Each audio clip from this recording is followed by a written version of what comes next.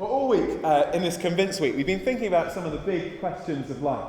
And tonight we're coming to this question and this issue of forgiveness. What is forgiveness? Do I need it? I don't know if you've seen the film Les Miserables. It's a fantastic film. I remember going to see it in London. It was particularly long. I was regretting drinking a large can of Coke before I went in. But it's a profoundly moving film, isn't it? With some really interesting reflections on big issues in life, the issues of freedom and things like that. But also, particularly, the issue of forgiveness, or a word that Christians often use to describe it, grace. And there's a really powerful story, isn't there, of grace shown to this man, Jean Valjean. He's been a prisoner for most of his life, and he's come out of prison a hardened man by the experiences that he's gone through in that prison. And yet, he now has his freedom. And yet, he doesn't know how to handle it. So he's taken in by a bishop who shows him kindness and offers him shelter. And yet he repays the bishop's kindness, doesn't he, by stealing the family silver and making a run for it in the night. He's caught by the policeman, Javert, who brings him back to face the consequences. And Valjean fully expects to get what he deserves. But he doesn't get what he deserves. In fact, the bishop says to him, "But I gave you the silver, and yet you left in such a hurry that you forgot to take the candlesticks as well." He shows him grace. He doesn't give him what he deserves, he gives him what he doesn't deserve. And that experience of grace absolutely transforms Valjean, doesn't it? From the man that he was into the man that he now is, Hugh Jackman. And in fact, it always was Hugh Jackman. But it transforms him. It's the experience that changes his life. And grace can do that. An experience of forgiveness can be transformative in our lives as well. But it doesn't always happen that way, does it? Because later on in the film, there's another character that's shown grace and forgiveness. It's the character Javert himself, the policeman, who is faced with the very real possibility that he's going to be killed for the things that he has done. And Valjean is given the opportunity to give back to Javert what he deserves. But he doesn't give him what he deserves. He gives him what he doesn't deserve, and he lets him go free. But that experience of grace doesn't soften and change Javert in a positive way. It hardens him to the point when, just a few minutes later, he takes his own life. Because he can't accept and receive grace. The offer of grace can always have two reactions, can't it? It can soften us and change us. It can harden us as well. And the grace that the Bible talks about, shown in Jesus, can have equally two different reactions. We thought about it the other night when we thought about that story of the two sons and the offer of grace that they were shown by their father, and how one gladly received it and was welcomed in, but the other hardened his heart and refused to receive it and was left out. And tonight I want us to look at another encounter that Jesus has with two individuals who also respond to this offer of his grace and his forgiveness in very different ways. And you can follow it along because it's on page 154 and it's in these little books that are on your table. So just pick them up if you could and pass them around the table and turn to page 154. And while you're doing that, let me just say that these are absolutely free for you to take away. They're our gift to you. So if you've not picked up one already this week, then please do make sure you take one home with you at the end. It's the text of Luke's Gospel, one of the earliest eyewitness accounts of Jesus' life. And it's also got some really helpful links to stuff online where you can check out the historicity of it and answer some other kind of questions that you might have. But this encounter that we're going to read on page 154 takes place right at the end of the story. And it's an encounter that two people have with Jesus as all three of them are being crucified by Roman crucifixion.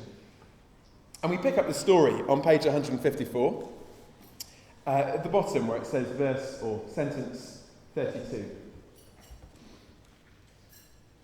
Two other men, both criminals, were also led out with him to be executed. When they came to the place called the Skull, they crucified him there, along with the criminals, one on the right and the other on the left. Jesus said, "Father, forgive them, for they do not know what they are doing." and they divided up his clothes by casting lots. The people stood watching, and the rulers even sneered at him. They said, "He saved others. Let him save himself, if he is God's Messiah, the chosen one." The soldiers also came up and mocked him. They offered him wine vinegar and said, "If you are the king of the Jews, save yourself." There was a written notice above him which read, "This is the King of the Jews." One of the criminals who hung there hurled insults at him. "Are you the Messiah? Save yourself and us." But the other criminal rebuked him. "Don't you fear God," he said, "since you are under the same sentence. We are being punished justly, for we are getting what our deeds deserve, but this man has done nothing wrong." Then he said, "Jesus, remember me when you come into your kingdom." Jesus answered him, "Truly, I tell you, today you will be with me in paradise."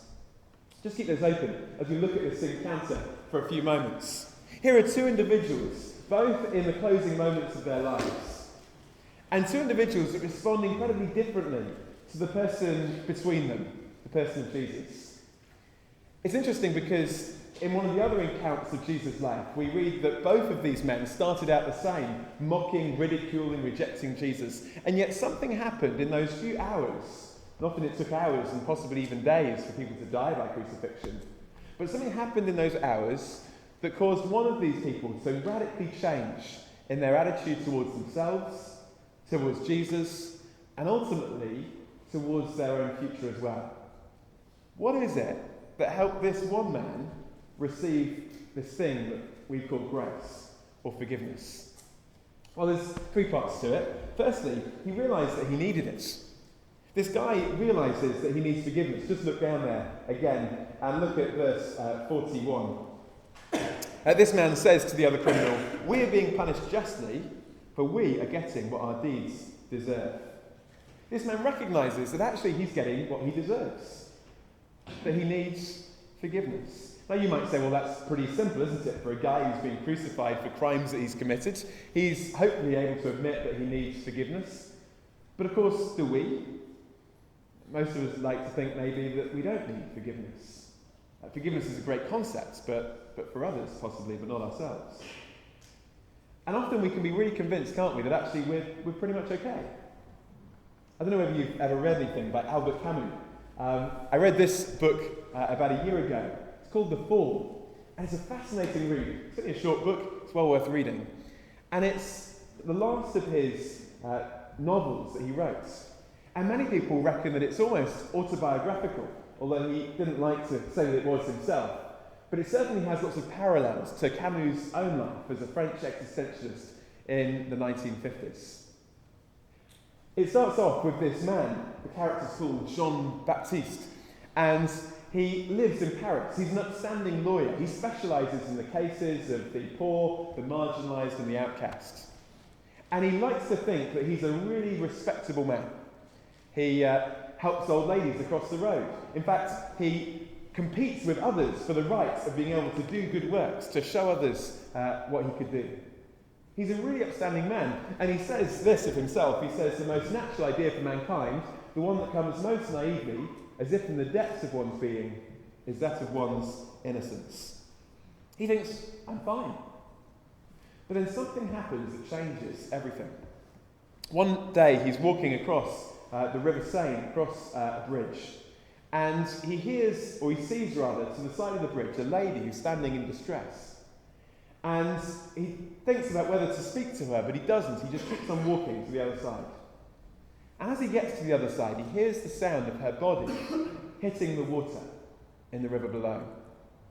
And then the sound of her screams as she calls for help as the current drags her away, and finally to her death.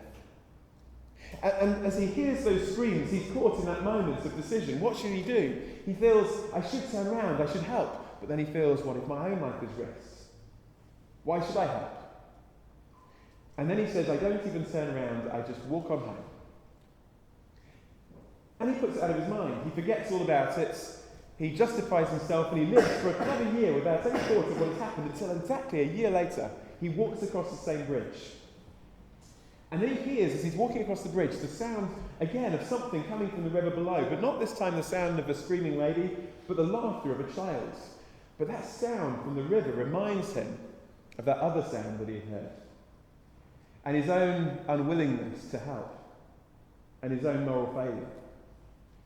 And suddenly, that one event opens up his whole life, and he starts to think about all the things in his life, and ask whether he is actually such a reputable person after all. He says this: I realised all at once, on the day when the suspicion arrived, that perhaps I was not such an admirable man. And then he starts to think about his life, some of the things that he had done, and he said, was that always so good? Some of the good things that he had done, he questioned his motives. He thought of one occasion when he was helping a blind man across the road, and he got to the other side of the road, and the blind man said, thank you, and he doffs his cap to the blind man to say, you're welcome. And then he thought to himself, why did I do that? He's blind, he can't see. And then he says, but after the performance, the bow. And he recognised that actually even some of the good things seeming that he had done were done for very selfish motives, for being seen by others. And then he questions other areas of his life, like his relationships and his love life. And he says this: it's wrong, after all, to say that I've never loved. In my life, I've had at least one great love, always with myself as its objects. And he looks at his relationships, he looks at actually how so much self-love was in his life. And he's open about his own failings. Now, it's an incredible book because of the person who was writing it. Camus was an existentialist. He didn't believe in God. And Sartre, one of his fellow existentialists, said to him, Camus, you can't say things like this. We don't believe in objective guilt. And Camus says, we may not believe in it, but I feel it. And we may say, well, we've explained philosophically away any sense of guilt or need of forgiveness, but actually, existentially, in our emotions and experience of life, is it that easy? Now, of course, one of the things we can try and do is we make excuses, don't we? I don't know whether you are into cycling like I am, but last year I was watching with great interest when Lance Armstrong came out and said, I cheated. After all the kind of, the cover-up and everything, he said, look, I did it. And he said, I'm sorry. But actually, is he? If you've watched the interview, it was, well, everyone else is doing it, and, it wasn't really my fault, and I wouldn't have been able to win if I had. So many excuses. And sometimes we can be like that, can't we? Always passing the blame. And actually, more profoundly, sometimes we explain it away by saying, well, nothing's really our fault. Some people have a highly deterministic view of life. They say, all of our actions really are just determined by other people. It doesn't really matter what I do. I can blame it on my DNA, basically my parents, or in my environment, the people around me. But it's interesting, isn't it? Because so often we pass the blame in life for the things we do wrong, but how often do we pass the credit for the things we do right? What do I mean by that? Think about this. If I was to say to you, if I was to give you credit for something, maybe you do well in an exam, and say, well done. I doubt you would say to me, actually, to be honest, mate, it wasn't really me. It was just my parents. They gave me good genes, so I'm just pretty good at this stuff. Or, to be honest, mate, it wasn't really me. It just happened that I happened to have a set of circumstances that were quite favourable in the exam. You wouldn't say that. You'd say, hopefully, thanks. We would accept the credit. And that's not wrong. That's absolutely right. We should accept the credit for things we do right.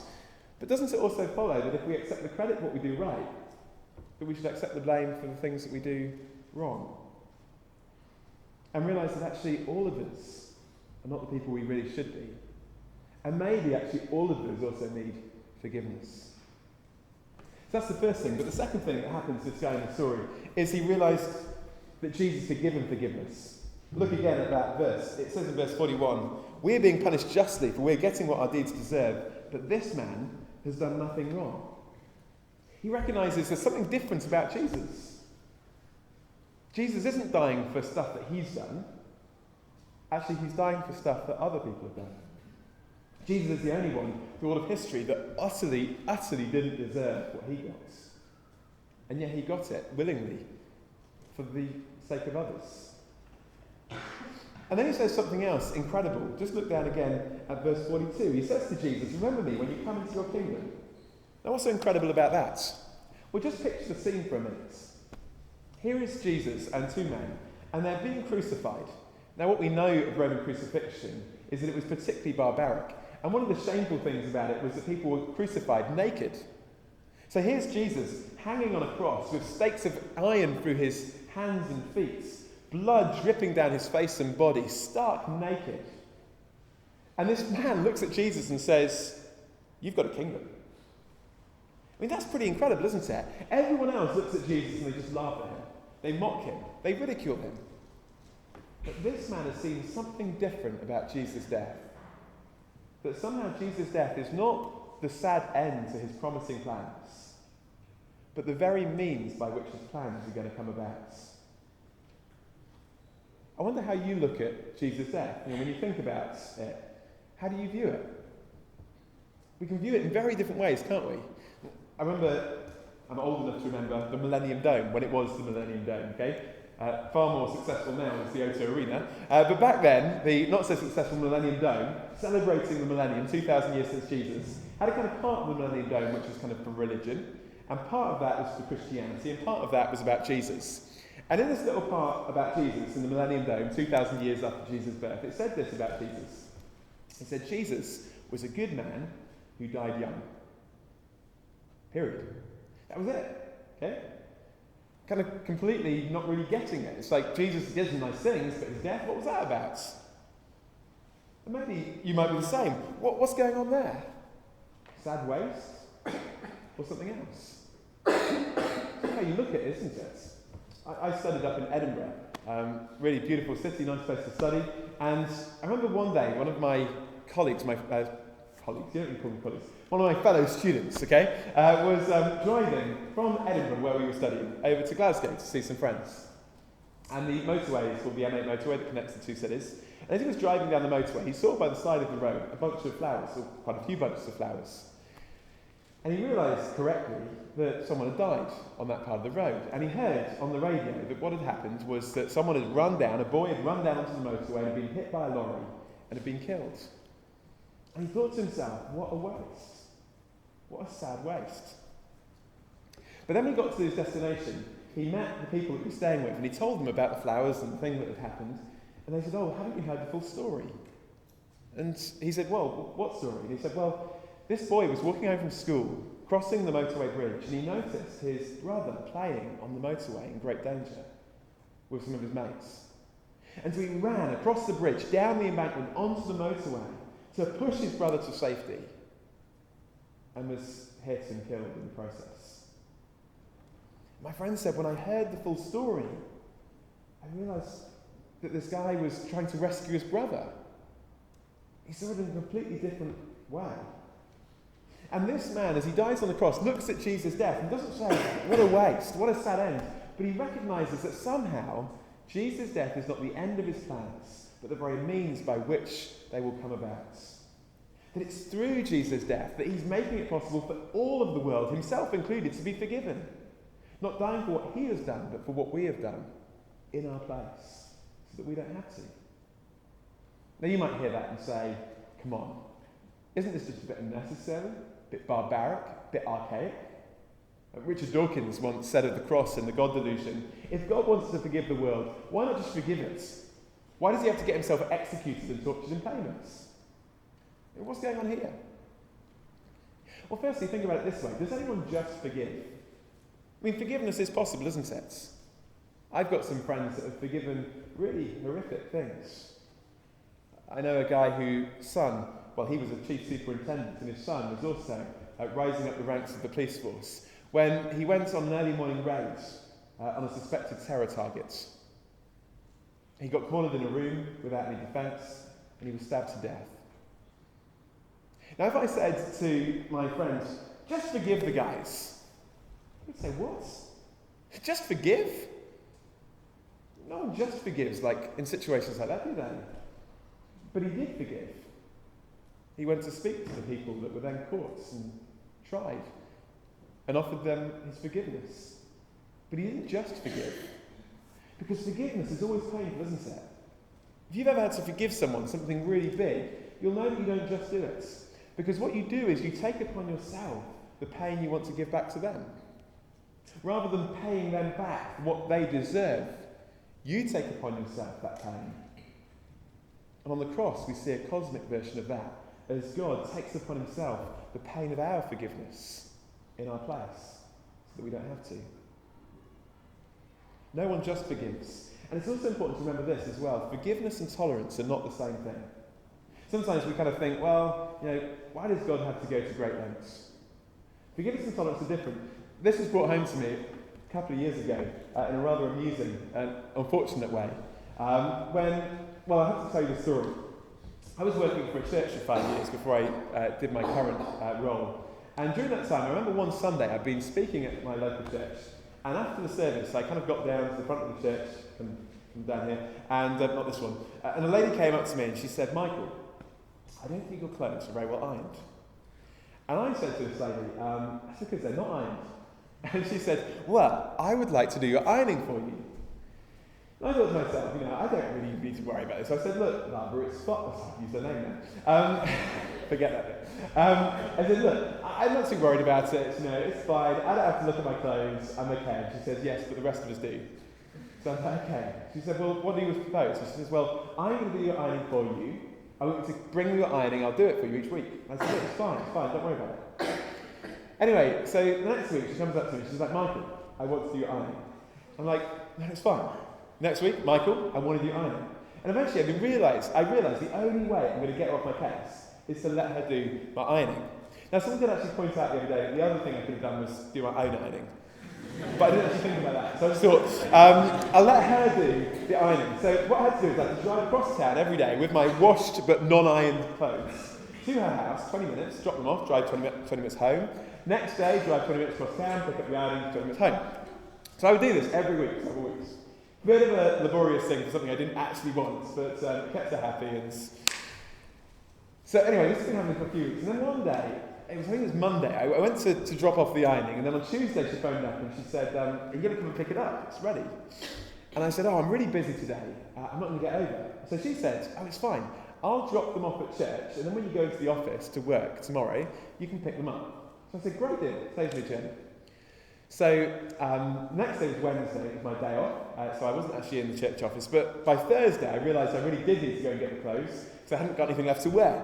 So I wore some old clothes, as we got to know. I drove to church and I went into my office where I expected to see the clothes, but they weren't there. So then I went downstairs and I spoke to the secretary. And I said, "Have you seen my ironing?" And she said, "Why would I have seen your ironing?" So I had to explain what was going on. She thought it was very funny. And she said, "Well, I haven't seen it either." So I phoned up the lady. Let's just call her Barbara anyway. And I phoned her up and I said, "Barbara, what did you do with my clothes?" She said, "Well, I left them with Muriel." Well, that doesn't mean anything to most of you, does it? But to me, that struck fear into my heart, because Muriel was the lady that used to run the homeless outreach at our church, which met on Wednesdays. So I go down to the basement where the homeless outreach is centred, and I speak to Muriel and I said, "Muriel, on Tuesday, Barbara brought my clothes over that have been ironed. Have you got them?" And there was that horrible moment where the metaphorical penny dropped in Muriel's brain. And I could see by her facial reaction exactly what had happened. And she said, "You'll have to come with me." So he walked into the storeroom where they keep the clothes for giving away. And the only items of my clothes that hadn't been taken by the homeless were my pyjamas and a t-shirt that was obviously so old that even the homeless didn't want to be seen dead in it. But everything else had gone, like this new animal hoodie that I just got for Christmas, everything had been given away. In fact, for weeks after that, I was seeing homeless people wearing my clothes, walking around town. And I was like, "Mate, that's my jumper, can I have it back?" But you can't really ask homeless people for their clothes, can you? It's a bit awkward. So I'm thinking, this is really bad, I've got no clothes left. So I'm really upset, and I'm like, "Muriel, what have you done? Give me my clothes, I've got nothing to wear." Barbara's fault, she shouldn't have given me your clothes. She knows I'm on a homeless outreach, what's she expect me to do with them? So I phoned up Barbara, I said, "Barbara, why did you give my clothes to Muriel?" She said, "Well, it's Muriel's fault. She knows that I gave them to you. I told her." So Barbara blamed Muriel, and Muriel blamed Barbara, and Barbara blamed Muriel, and this went on for a little while. And eventually I was on the phone to Barbara, and Barbara eventually said, "Well, Michael, I'm sorry." I thought, this is the moment where I'm to say to Barbara, "Don't worry about it, Barbara, it's fine." But I couldn't, because it wasn't. It was like, "You've just given away my clothes, I've got nothing to wear. I can't just say it's fine." I should say it's okay, but I can't say it's okay because it's not okay. So I did the only thing that I could think of doing right at that moment, and that was I put the phone down. But then I felt really awkward because I'm like, I've just now put the phone down. This lady, So then I felt kind of really bad, and then I had to phone up my friend. So I phoned up my friend, Stanton, and I said, Stanton, well, I had to explain what happened, and it took him half an hour to pick himself off the floor when he heard. But eventually, when he had stopped laughing his head off, I said to Stanton, what should I have said? She said she was sorry, and I felt I should say it was okay, but I couldn't say it was okay because it wasn't okay, and what should I have said? And eventually, Stanton said, what you should have said, if you were willing, was this: I forgive you. And suddenly it occurred to me the difference between forgiveness and tolerance. When you tolerate someone, you say to them, it's okay, it doesn't matter. But when you forgive someone, you say, it's not okay, but I'm not going to make you pay. I'm going to sort it out. Now, that's a very silly illustration, and clothes are not that a big a deal. But actually, there is a big difference, isn't there, between forgiveness and tolerance. Tolerance is when you say, it's okay. Forgiveness is when you say, it's not okay, and I'm not going to make you pay. Now, how does God look at us? Does he say to us, it's all okay, you're fine? No. Because actually, when he looks at our lives, actually maybe when we look at our lives as well, when we're honest, there's lots that isn't okay. There's lots of things that we've done against God and against others that aren't good. Ways in which we've hurt others.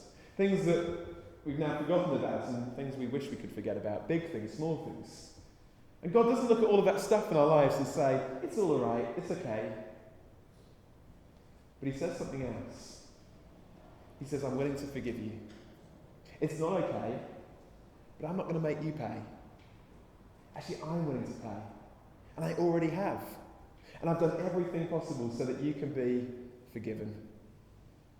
Forgiveness is a wonderful thing. And Jesus is the one who offers it to us. Have you ever seen that? Thirdly, what happens to this guy in the story?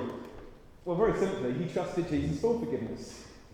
Look down there at verse 42. He says to Jesus, remember me when you come into your kingdom. And astonishingly, listen to what Jesus says in verse 43. Jesus answered him, truly I tell you, today you'll be with me in paradise. Think about it. Here is this guy, and he can't do much, can he? He can't go to church. He can't become religious. He can't be baptized. He can't make up for things he's done wrong. He's about to die. He can't pay people back. He's got no means to do it. He can't do anything. He can't promise future behaviour to make up for the things that he did in the past because he's not got long. He can't do anything, but the one thing that he does do, which is simply to put his trust in Jesus. And Jesus says that's enough. But actually that's all we need to do. That we don't earn his forgiveness, but we receive it as a gift. You see, someone said religion is a two-letter word spelt D-O. It's about what we do. It's about my efforts. It's about my achievements. It's about earning God's acceptance. But Christianity is a four-letter word spelt D-O-N-E. It's about what Jesus has done on our behalf. So that we don't earn our forgiveness, but we can receive it as a gift. And Jesus is willing to give it to anyone who's willing, including us tonight. He says, I've done it all. What about you? Will you have it? Well, I wonder what you think about this. We're going to have time, about 10 minutes now, for questions. So I'm going to invite Matt to come back up wherever he is with his microphone. I'm going to invite Gareth to come down at the front with the questions that have been written in. And we've got about 10 minutes to look at some of these. We really want to hear your responses to this as well. If you haven't already, then there is still time, potentially, to whack those questions in. Okay? So we'll just do this for 10 minutes and then we'll wrap up. Okay? Okay, and the first bit includes, believe on the Lord Jesus Christ and you will be saved. Is this not false hope to the millions of Christians who put their hopes and dreams into prayers that are never answered, or those whose lives were taken from them unjustly? Why were they not given grace unlike others? Sorry, so why were... Sorry.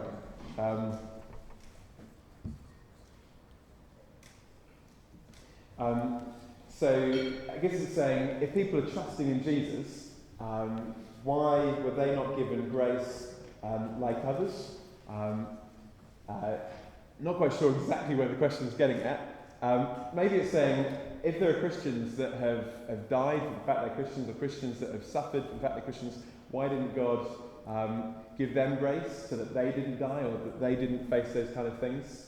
The Bible talks about two kinds of death. It talks about physical death, that happens to each one of us. The statistics remain the same. 1 out of 1 die. It's going to happen to us too. Okay? Not want to trivialise it, but just to face up to reality, we all die.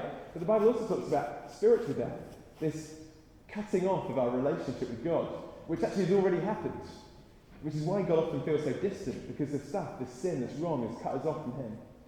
And when Jesus died, he died physically, and he also died spiritually. He was cut off from God, so that ultimately all the consequences of our wrong can be dealt with. So it means that actually the moment I trust Jesus and I come into a relationship with God now, doesn't mean that physically I won't die. My body will die. I'm getting to 32. I'm getting grey hairs. I'm already dying, apparently, biologically. I will die. But actually the hope is that Jesus says, and we'll look at this tomorrow night, because he rose again, actually our hope is not just for this life alone, but it's beyond that, a physical hope of resurrection and new creation. And so Jesus' promise to all Christians is not always an easy life now, not always that he'll rescue them from difficult situations now. I've got a lady who spent many years as a medical doctor in Africa, who was raped twice. She was nearly executed by rebel soldiers. She wasn't rescued from difficult situations, but she does know Jesus, and she does know that she has a wonderful hope in the future. And she's known Jesus through those trials and difficulties too. I'm not sure whether I've answered your question at all, though. So I'm sorry if I haven't. Do come and chat to me afterwards if I've completely got the wrong end of the stick on that one, and you want to ask me on that. Okay. Okay, next question is a long one, so brace yourself. To me, there seems to be no word to describe the lack of divine intervention in the case of Elizabeth Fritzl, who was systematically raped and abused for over 20 years by her own father, giving birth to multiple children and enduring their abuse. Likewise, etched into the gas chambers of Auschwitz, a Jew had scratched, if there is a God, he will have to beg for my forgiveness. There is no place for a God where such evil goes unnoticed. Would you agree? I just say, we live in a horrific world, don't we, where those kind of things happen. Talking about Auschwitz, I was there in May of this year, and I don't know if you've ever been there or read about it. It's just horrific. I was saying at lunchtime when we talked about the problem of suffering, our problem often in our lives is we don't overestimate the problem of suffering, we underestimate it, don't we? We live very sheltered lives compared to the majority of the world's population very often. Why doesn't God intervene? I think of my friends. They're raped twice. Why didn't God intervene? I don't know. And Christianity, as I said, doesn't always offer the fact that God will always intervene now. It does promise that God will ultimately bring about a day of justice. And those that have escaped justice through this life will one day face it, and that's a good thing. We're going to think about that tomorrow lunchtime. But it does say that there is a God who knows what it's like. It's interesting in the gas chambers, when I was there, there's another etching on the wall of the gas chambers. Not of the gas chambers, in one of the cells near the gas chambers. And on the cell, it's an engraving of a crucifix with a man on a cross. And I've got a postcard of it at home on my desk.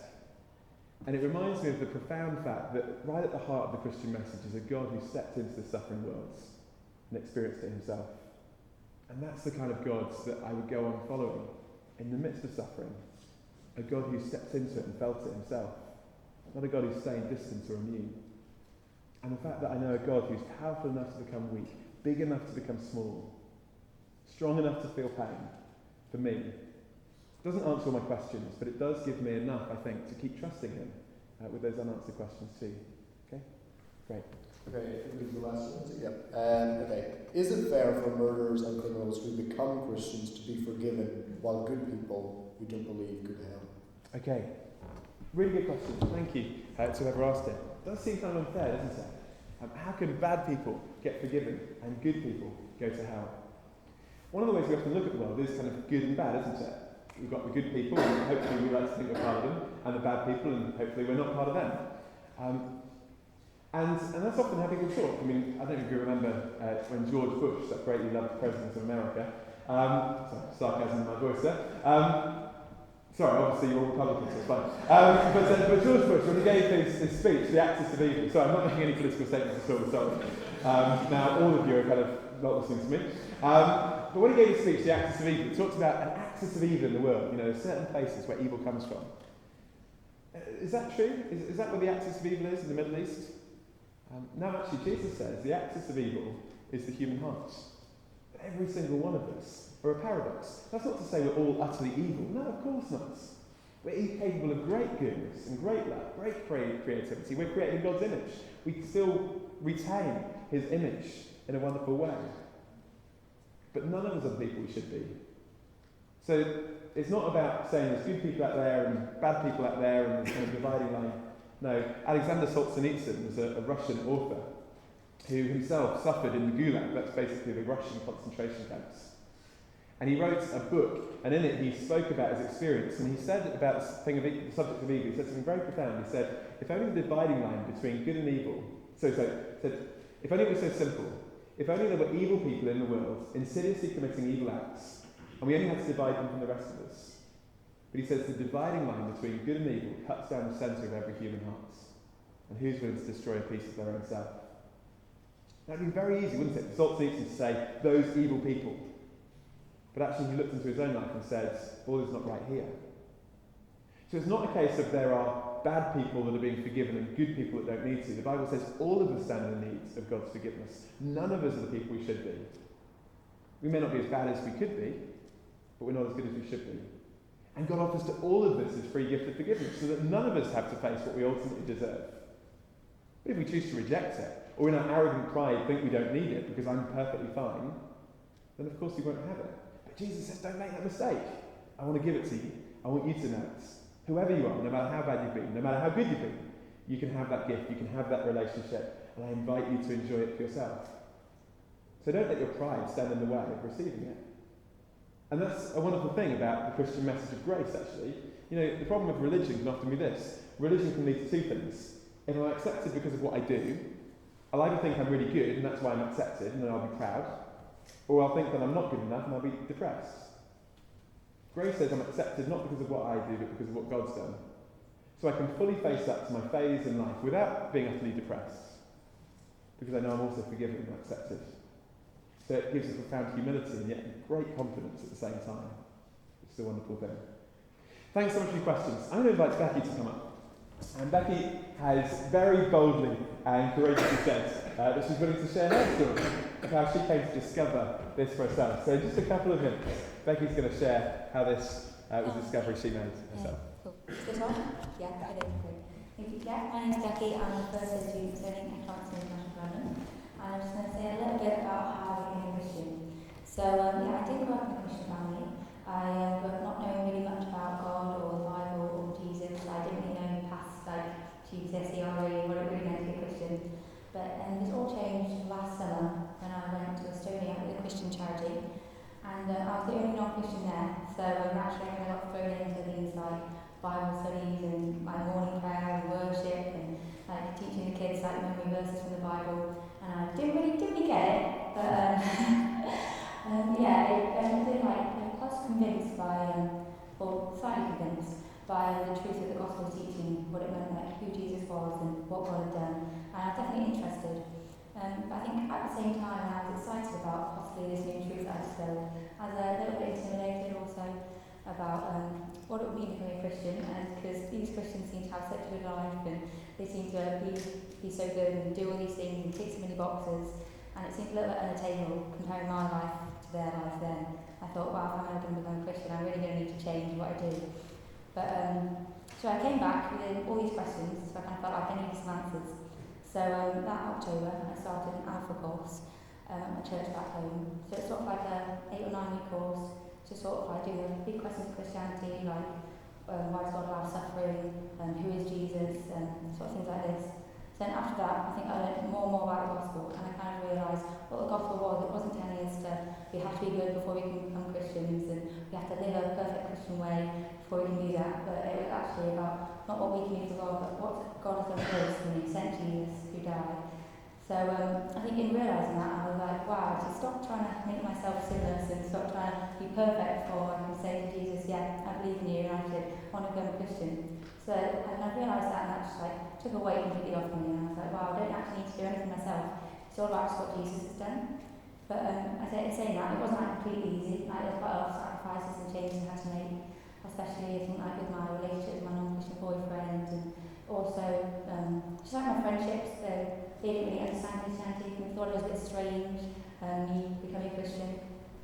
But yeah, God's completely been with me through that. And this summer, like when I became a Christian, I completely feel like God's been working in me. He's been changing me so much. It's really exciting, like seeing what He's been doing in my life. And it's like such a change. It's really great to see like what He's been doing and how He's been working.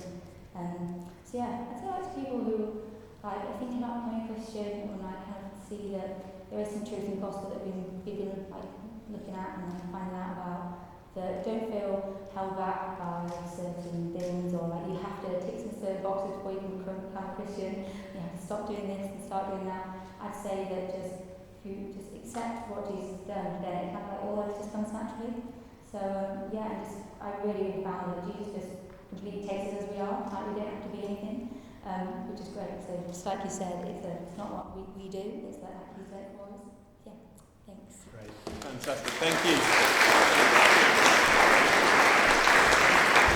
Awesome. You go and chat to Becky if you want to afterwards and hear more about her story. But I wonder about you guys. I wonder what you make of what you've heard tonight. Maybe you're sitting there saying, well, actually, I don't get it. When I look at the cross, I just think, what? Doesn't make sense to you still. Well, I'd really encourage you to take time to think about it more, to check that you've really not misunderstood it. And one of the things you could do is, obviously, you can take away these books and have a read for yourself. We're saying don't just take your kind of understanding of Christianity based on what everyone else has said, or what the media says, or what your RE teacher said. Not sure I would be a Christian if I'd just taken those people's words for it. Check it out for yourself and look at one of the source documents and have a read. But it may be, of course, that actually you're here tonight and maybe you're thinking, maybe this is true. And maybe, if I'm really honest, maybe this is what I need too. But maybe you're kind of, like Becky, you're kind of thinking through, well, what about this, or what about that? So maybe you're saying, but I couldn't really live as a Christian, I'm not good enough. And we said tonight, it's not about living up to a standard, it's about receiving a gift. It's not about doing it on our own either, it's about receiving God into our lives and having a relationship with Him. You might say, well, I don't know enough. Well, again, following Jesus is not about passing a theological exam to test your general knowledge on Bible books. It's about coming to know a person and trusting Him.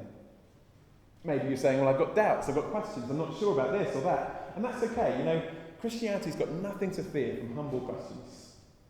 So you can bring those questions. But actually, you don't need to have 100% certainty to speak to God. You could say to God something like, I'm not even sure whether you're there, but if you are, and if this is real, I want to be in this. Maybe you're thinking, well, how are other people going to respond? A bit like Becky, how are people around me going to respond if I was to start getting serious about this Jesus thing? And listen, if they're friends worthy of the name friends, then actually I think they should stick with you if you're willing to do this. And ultimately, what I've discovered is, and what many of us have discovered is, knowing Jesus is so good and so big, that even if there is a cost to following Him, there is far greater benefit that outweighs anything that we might have to give up. And so maybe there are some people here tonight, and as you've listened to what we've said, you're thinking, actually, I think I do need to respond to that. So what I'd love to invite you to do is to do something about it. So what I'm going to do, as we finish, I'm just going to pray a short prayer. This isn't for everyone. Some people have already done this, and that's fine. Some people may be not ready to do this, and that's okay, you could just listen. But for those who are serious about this, maybe this would be a really helpful way of maybe speaking to God, maybe for the first time, and doing something about what you've heard. So as I pray, if you want to, if that's you, then why not just echo these words in your own heart to God. God, I'm sorry for the way I've hurt you and hurt others. Thank you for what you've done for me, taking what I deserve so that I don't have to. Please forgive me and come into my life. I ask in Jesus' name. Amen. Guys, thanks so much for coming. I hope you've enjoyed this evening. Just before I hand back to Matt to give the last couple of notices, there's a couple of things. One, for those that tonight have said yes to that offer, or are thinking seriously about it, then I just want to give you a little booklet called Yes. And I'm going to be wandering around, and there'll be some of my colleagues too that will be doing that as well. And so if you see anyone walking around with a pile of these, then feel free to grab one off them or grab one off me. And this will just helpfully kind of explain more about what's involved in making this step. Responding to this offer of forgiveness is the most sensible thing in the world, if it's true. And there's many reasons we've discovered this week to say that there's good reasons to say it is. So do take that little booklet. The other thing says, on your tables there should be some little feedback forms. So it'd be great if you could pick those up now and find them. They're not all covered in curry or being used to shovel the rice or something like that. And pick up those feedback forms and pass them around the table along with a pencil. What we'd love you all to do is just leave some feedback from tonight. You can tell us which curry you like the best. You can tell us who ate the most. You can tell us what you thought of the whole evening. You can tell us what you thought of the talk. And you can be totally honest. And whilst you're filling out comments, and everyone can do that whether you're part of the Christian Union or not, whilst you just fill out those comments, there's a couple of boxes, I think it's on the right-hand side. One says, tell me more, and one says, count me in. And so if you're here tonight and saying, I'm not convinced, but I'm intrigued, and I need to find out more, I need to look into this, then tick that little box that says, tell me more. And if you're here tonight and you're saying, actually, I'm increasingly convinced and I'd love to get started with all this, then tick the little box that says, count me in. And then if you tick, tell me more, or if you tick, count me in, leave us your name, leave us your number, and someone will get back in touch with you during tomorrow, and they'll let you know about some stuff that the Christian Union are going to put on for people in your situation. It's not a promise or a commitment to have to come to anything. It's not something where we're going to phone you up for the next 10 years, like hassling you. We're not going to sell your phone number to any cult organisations or anyone else, or any other societies. We're just going to ring you tomorrow and let you know about what's going on, okay? So anyone can leave comments anonymously. Let's all do that. And for those to whom it applies, if you want to find out more, and guys, this stuff's big, so why not find out more and check it out for yourself? This is matters of life, death and eternity. It used to be worth 6 hours of time during your time at university to investigate these things. Tick tell me more, or if you want to get started, tick count me in. And then some wonderful members of the Christian Union will come around in a minute, collecting those forms before they get covered in curry, and we'll get in touch with you. Okay? So fill that out, and that'll be really helpful. Also, just to say, if you'd like to get books, there's a wonderful bookstall out there, and my colleague Gareth is going to be on the bookstall. Well, physically not on it, but by it. It'd be quite awkward to get to the books, wouldn't it, if he's sitting on them? But he'll be next to the bookstall, and he can recommend some books there that might be helpful for you on different situations or questions that you might have. And if you're a guest of the Christian Union, if you're not part of the Christian Union, you can have any of those books for £1 tonight, which is a bargain. If you are part of the Christian Union, they cost a little bit more. And if you're going to leave the Christian Union just so you can get a cheap book, then I'll remind you there is a day of judgment, okay? Please don't do that, okay? But if you're our guest tonight, please have a book for £1. Go out there and have a look before you go. And don't feel you have to rush away in any way. Do chat about these things as well with those that came with you.